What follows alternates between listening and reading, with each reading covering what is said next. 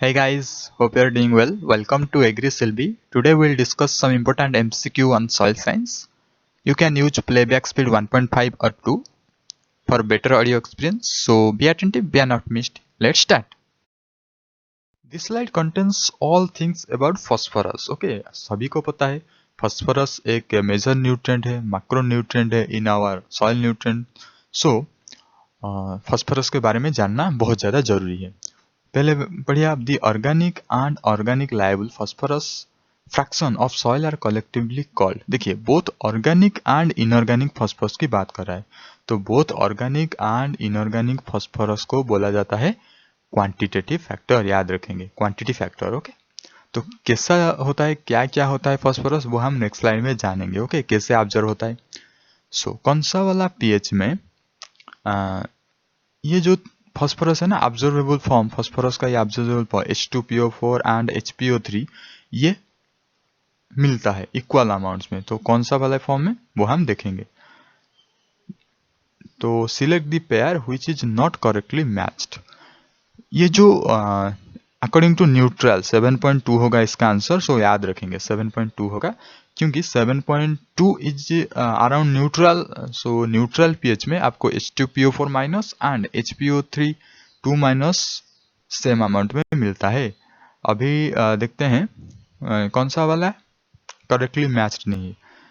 Less than 200 C/P ratio मतलब carbon phosphorus ratio. अगर 200 से कम होता है कार्बन फॉस्फोरस रेशियो, इसका मतलब क्या है, इसका मतलब कार्बन कम है, फॉस्फोरस ज्यादा है, ऑर्गेनिक फॉस्फोरस बहुत ज्यादा है. सो अगर ऑर्गेनिक फॉस्फोरस ज्यादा है तो क्या होगा, तो मिनरलाइजेशन होगा. क्योंकि मिनरलाइजेशन मतलब organic phosphorus convert to inorganic phosphorus. अगर ऑर्गेनिक फॉस्फोरस ज्यादा है सो मिनरलाइजेशन होगा ना. सिंपल सा चीज है. 200 टू 300 ये होता है एक बैलेंस पोजीशन पे. तो बैलेंस पोजीशन पे क्या होता है, नो गेन और loss of inorganic phosphorus. Then आ जाते हैं मोर देन 300. अगर सीपी वैल्यू मोर देन 300 होता है, इसका मतलब क्या, इसका मतलब ऑर्गेनिक कार्बन बहुत ही ज्यादा है, ऑर्गेनिक फॉस्फोरस कम है, इसलिए इनऑर्गेनिक फॉस्फोरस से ऑर्गेनिक फॉस्फोरस होगा. तो इसका मतलब net immobilisation of inorganic phosphorus मतलब inorganic phosphorus converted to organic phosphorus. और ये गलत चीज है. 400 जैसा कुछ भी नहीं है, 300 मैक्सिमम है. Okay okay. देन आते हैं height of rise of water in capillary. देखिए हम सभी को पता है जो कैपिलरी एक्शन से वाटर राइज करता है थ्रू जाइलम, जाइलम के थ्रू वाटर राइज करता है एंड प्लांट के डिफरेंट पार्ट्स को वाटर सप्लाई होता है. सिंपल चीज है. तो क्या होगा जनरली, देखिए जहां पे ए बोथ ए एंड सी ऐसे आंसर होता है ये होता है, पर जनरली इसको थोड़ा सा पढ़ लेते हैं. डायरेक्टली प्रोपोर्शनल, अगर सरफेस टेंशन ऑफ वाटर ज्यादा है, अगर फोर्स ज्यादा है तो वाटर ज्यादा राइज करेगा. Yes it's true, directly proportional.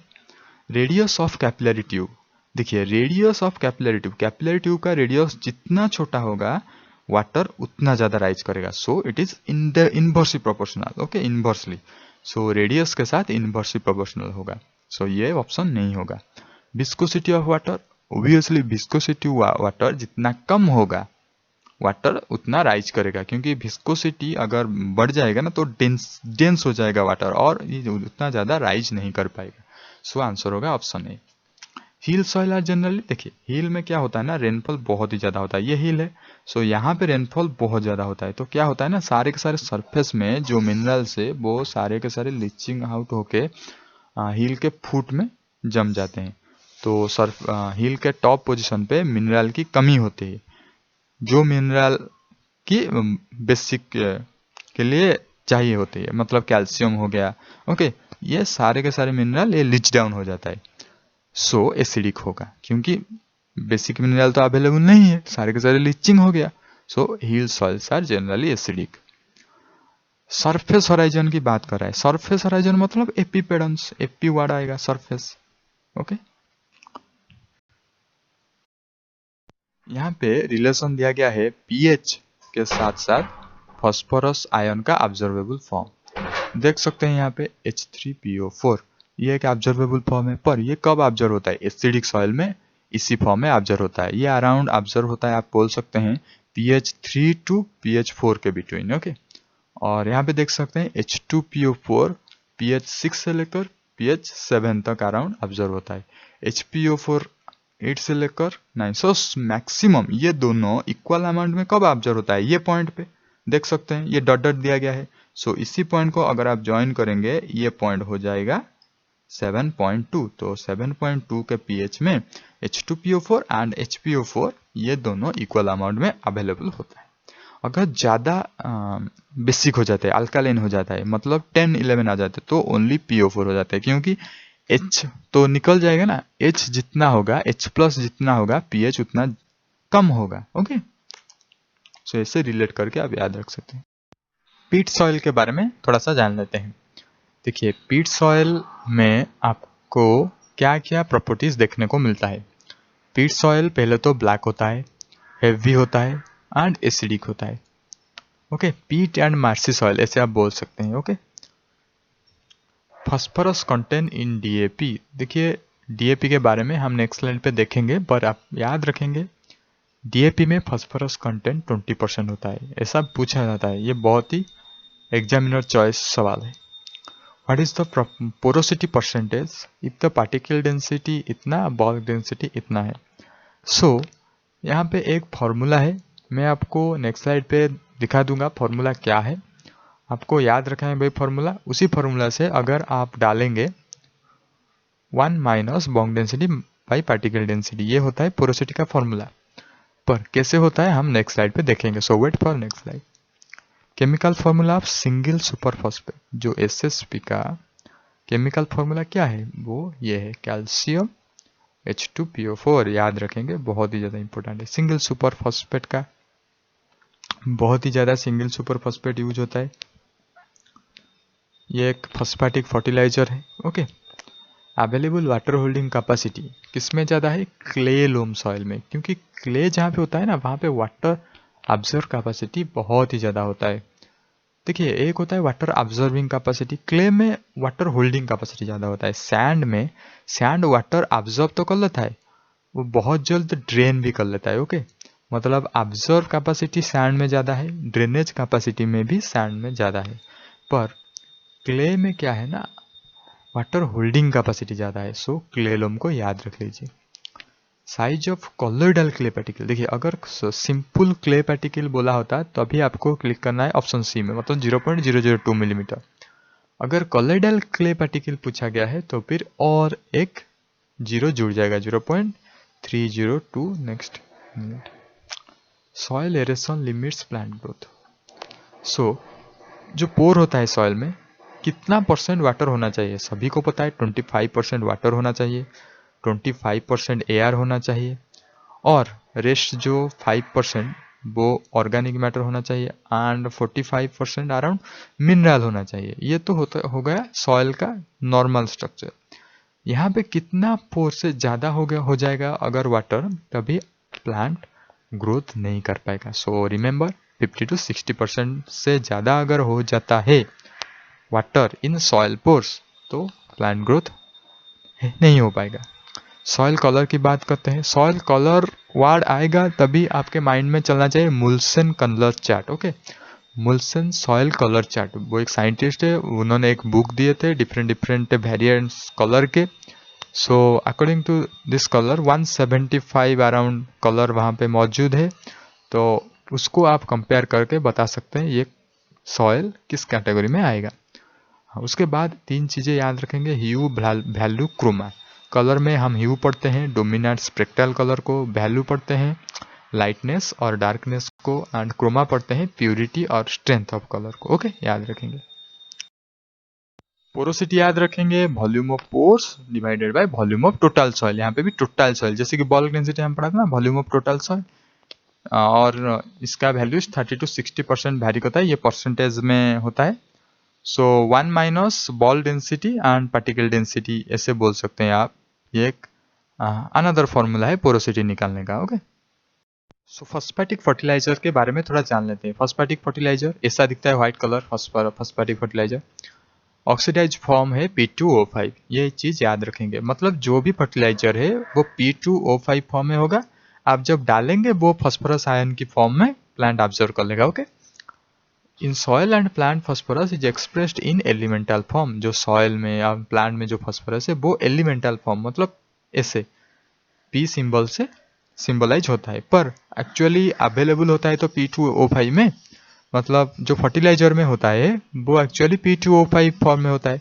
सो इसीलिए कन्वर्सन फैक्टर आपको याद रखना पड़ेगा। अगर P2O5 मतलब फर्टिलाइजर पे P2O5 है और एलिमेंटल फॉस्फोरस P है, तो अगर कन्वर्सन करना चाहते हैं 0.43 मल्टीप्लाई कर सकते हैं। ओके, और रिवर्स तो यही होगा। फॉस्फेटिक फर्टिलाइजर का क्लासिफिकेशन थोड़ा जान लेते हैं। जैसे कि ए में आपको मिलेगा water soluble phosphoric acid, B में citric acid soluble phosphoric acid, then citric acid but water insoluble phosphoric acid. पहले ये चीज हम कहाँ पे यूज करते हैं? ये generally neutral to basic soil में इसको हम यूज करते हैं, वाटर सॉल्युबल फॉस्फोरिक एसिड। और साइट्रिक एसिड वाला फर्टिलाइजर ये हम एसिड सॉइल में यूज करते हैं। ये दोनों मेनली हो गया डिफरेंस। उसके बाद जानते हैं single super phosphate, double super phosphate, triple super phosphate. Okay, MAP, DAP। DAP आपको याद रखना ही पड़ेगा। DAP में सल्फर होता है 20%, याद रखेंगे। और उससे अलावा जो मेन नाइट्रोजन होता है 18 एंड P2O5, जिसकी वजह से हम DAP ऐड करते हैं 46%, याद रखेंगे। 46% होता है P2O5 पर। एडिशनली आपको सल्फर 20% मिल जाता है, नाइट्रोजन 18 मिल जाता है। इसीलिए DAP को बहुत ही अच्छा फॉस्फेटिक फर्टिलाइजर मानते हैं। ये न्यूट्रल टू अल्कालाइन सॉइल के लिए अच्छा है, आप ये सारी चीज पढ़ सकते हैं। शॉर्ट ड्यूरेशन क्रॉप के लिए हम इसको यूज करते हैं, व्हीट, सरगम, पल्सेस। ओके, देन आते हैं एसिडिक सॉइल के लिए जो फर्टिलाइजर हम यूज करते हैं, citric acid soluble phosphoric acid. Tea, coffee, low land rice, इसके लिए हम यूज करते हैं DCP, di calcium phosphate basic slag. इसमें भी P2O5 परसेंटेज आप देख सकते हैं। Then citric acid and water insoluble, ये भी हम tea, coffee, rubber, cocoa, coconut, generally plantation crop के लिए हम यूज करते हैं। ओके, देख सकते हैं यहाँ पे rock phosphate, raw bone meal. Okay, bone meal generally हम यूज करते हैं। देखिए वो जो सैंड, स्लिट, क्ले है ना, उसका साइज ऑलरेडी फिक्स्ड है, तो फिर इंटरनेशनली फिक्स्ड है। सो दैट क्या होगा, आप अगर कंट्री में कंट्री वेरी करेंगे रिसर्च पेपर, सब सेम आएगा। पर एक प्रॉब्लम है यहाँ पे, USDA, हम इंडिया में USDA को फॉलो करते हैं। USDA मतलब United state department of agriculture. पर कुछ कुछ ऐसे हैं साइंटिस्ट जो कि ISS को फॉलो करते हैं, मतलब international society of soil science. तो यहाँ पे क्या प्रॉब्लम आया है, मैं आपको पूरी तरह अच्छी तरह बता देता हूँ। देखिए जो क्ले का साइज है ना, वो बोथ में सेम है, लेस देन 0.002। अगर 0.002 से ज्यादा होगा तो फिर वो क्ले नहीं होगा। तो क्ले का फिक्स्ड है both USDA and international soil science society में। ओके, पर जो स्लीट का है ना वो थोड़ा सा डिफरेंट है, क्योंकि अगर हम USDA की बात करें तो 0.002 से लेकर 0.05 तक आप जो मिलीमीटर, ओके, उसे आप मानेंगे स्लिट। पर यहाँ पे जो ISS के अनुसार 0.002 से लेकर 0.02 तक आप मानेंगे स्लिट। जनरली ISSS पूछा जाता है एग्जाम में। सो इट इज इजी, 0.002, 0.02, एक जीरो कम कर देना। ओके, देन आता है सैंड। सैंड में अगर ISS की बात करें तो देखिए फाइन सैंड है और कोर्स सैंड है। तो ये आसान सा है, मतलब 0.02 से लेकर 0.2 हो गया फाइन सैंड, 0.2 से लेकर 2 हो गया कोर्स सैंड। मतलब क्या होता है ना, आप 10 मल्टीप्लाई करते चलो। ISS बहुत ईजी है, पर USDA थोड़ा सा डिफिकल्ट। कैसे? इससे सैंड को 5 कैटेगरी में डिवाइड किया है, very fine, fine, medium, very coarse, coarse. So यहाँ पे देखिए 0.10, 0.25 मैं आपको सजेस्ट करूंगा आप ISS को अच्छी तरह याद रख लो और USDA को एक बार देख लो, क्योंकि ऑप्शन में आएगा तो फिर आप क्लिक कर सकोगे। ओके, और यहाँ पे एक चीज आप याद रख सकते हैं, 0.25 से सारे के सारे डबल होते जा रहा है, मतलब fine sand up to 0.25, medium 0.5 तक, वेरी कोर्स सैंड 1 तक, कोर्स सैंड 2 तक, और ग्रावेल दोनों में सेम है। ये भी इंपॉर्टेंट है, जिससे क्लेस आपको सेम मिलेगा, ग्रावेल भी आपको सेम मिलेगा 2 मिलीमीटर से ऊपर। ओके, केमिकल फॉर्मूला पूछा गया है, केमिकल फॉर्मूला पाइराइट लिक्विड। सो इसका आंसर आयरन सल्फाइड होगा। सो आयरन सल्फाइड कहाँ पे है? ऑप्शन डी पे। So option D is the right answer. देखिए पाइराइट पूछा गया है ना, ये ओर है एक। ओके, आप रॉक्स, मिनरल्स, ओर्स इसके बारे में तो जानते होंगे ना। How much muriate of potash will require to supply 50 kg of K2O per Hector. देखिए ये सब सवाल बहुत सारे आएगा। सो एक चीज मैं आपको बता देता हूँ, जो यूरिया है ना, यूरिया में आपको मिलेगा, यूरिया में नाइट्रोजन होता है 46%। ओके, एंड म्यूराइट ऑफ पोटास में जो पोटेशियम होता है, जो एलिमेंटल पोटेशियम, वो होता है 60%। और अभी हमने देखा सिंगल सुपर फॉस्फेट में जो होता है वो होता है 16% elemental sulphur, sorry 16% elemental phosphorus. So यहाँ पे आप नोट कीजिए, म्यूराइट ऑफ पोटास में 60% होता है एलिमेंटल पोटेशियम। इसका मतलब अगर आप 100 kg MOP देंगे, 100 kg MOP देंगे तभी आपको, सॉरी एलिमेंटल ये नहीं, ये K2 है, K2O फॉर्म में अवेलेबल होता है। फर्टिलाइजर में K2O फॉर्म में अवेलेबल होता है, फॉस्फोरस फर्टिलाइजर में P2O5 फॉर्म में अवेलेबल होता है। ओके, तो यहाँ पे देखिए 100 kg अगर आप देंगे MOP, आपको मिलेगा 60 kg K2O। सो 50 kg के लिए कितना चाहिए?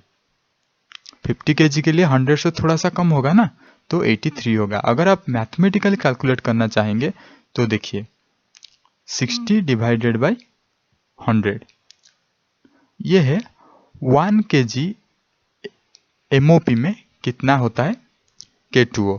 अगर 1 kg K2O में कितना MOP रहना चाहिए, तो आपको होगा 100/60। 100/60 मतलब आप ऐसे 10/6 कर सकते हैं। सो 50 से 10/6 मल्टीप्लाई कीजिए, आएगा 83.3।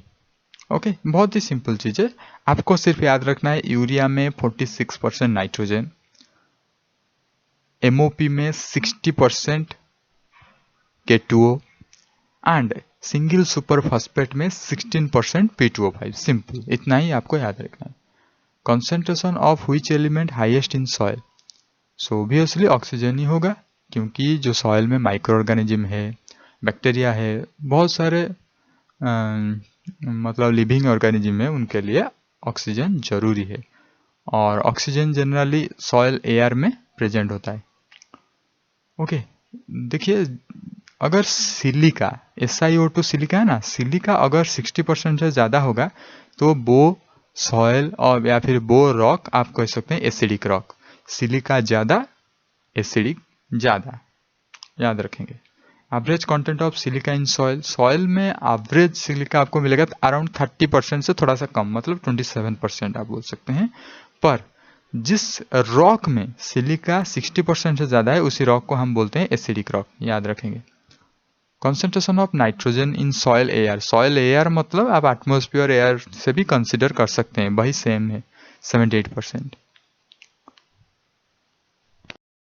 इनकरेक्ट मैच पेयर को हमें फाइंड आउट करना है।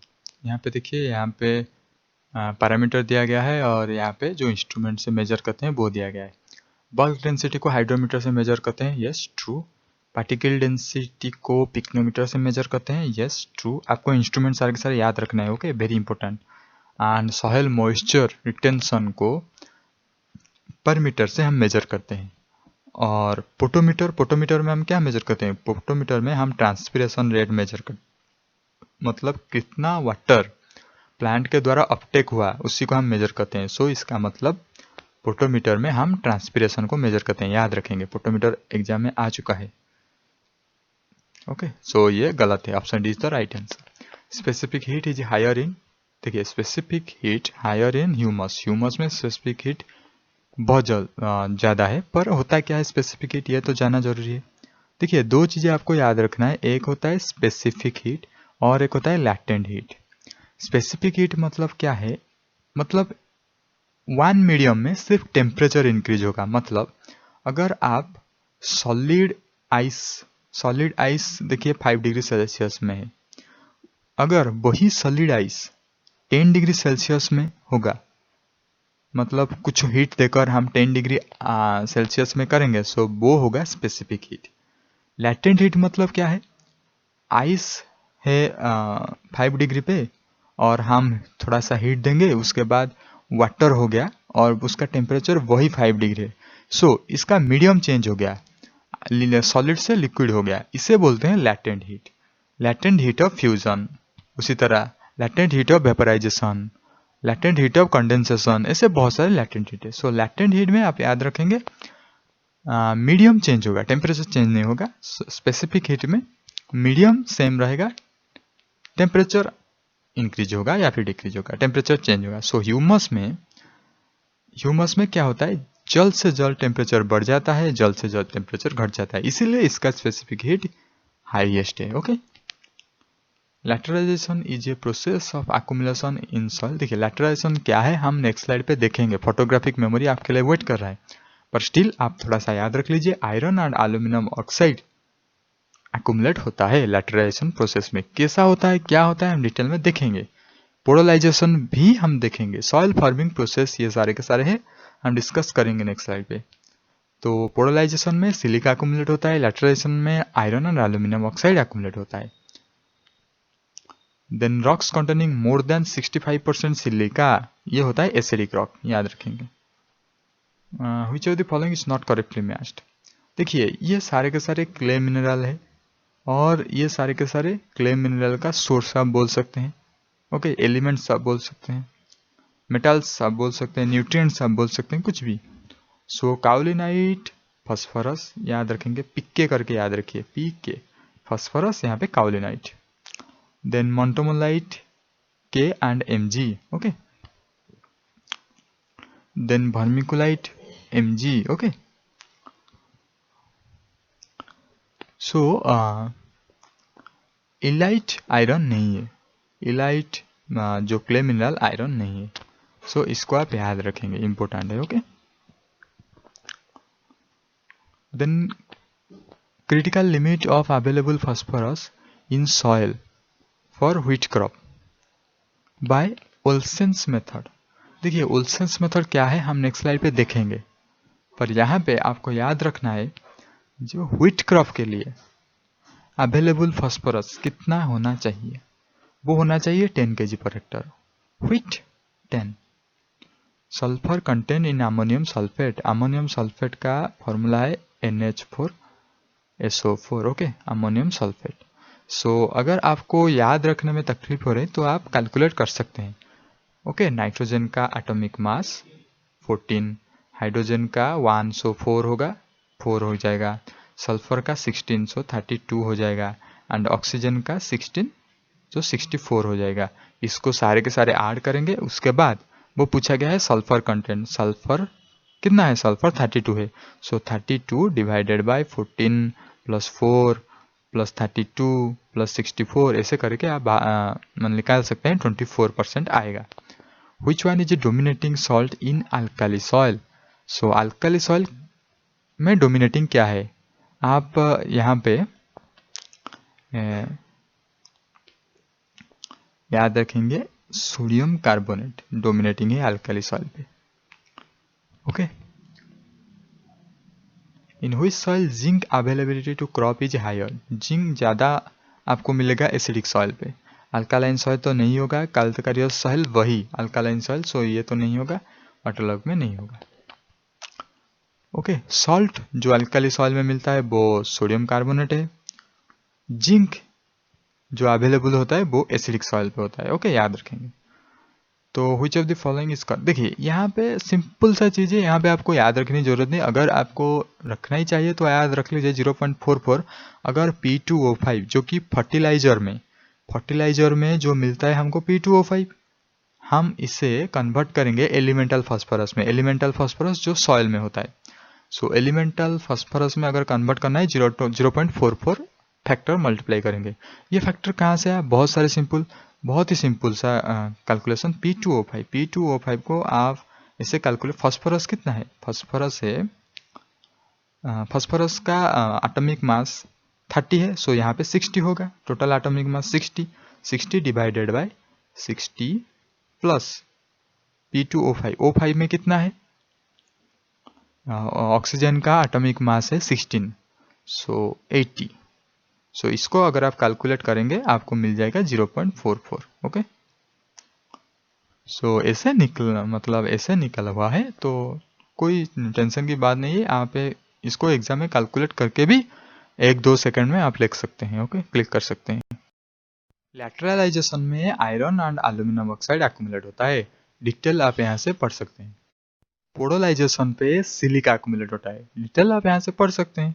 और जनरली याद रखेंगे, पोडोलाइजेशन होता है कूलर क्लाइमेट्स में और लैटरलाइजेशन होता है ट्रॉपिकल ह्यूमिड हॉट क्लाइमेट में। ओके, ये जनरली मेन ब्रॉड डिफरेंस है। और ये जनरली होता है कूल क्लाइमेट, मतलब फॉरेस्ट एरिया में होता है, जहाँ से प्रेसिपिटेशन बहुत ज़्यादा होता है, एवापोरेशन कम होता है। ओके, प्रेसिपिटेशन जहाँ पे ज़्यादा होगा, एवापोरेशन कम होगा, कूलर क्लाइमेट होगा, फॉरेस्ट एरिया होगा, वहाँ पे आपको पोडोलाइजेशन मिलेगा। ओके, याद रखेंगे।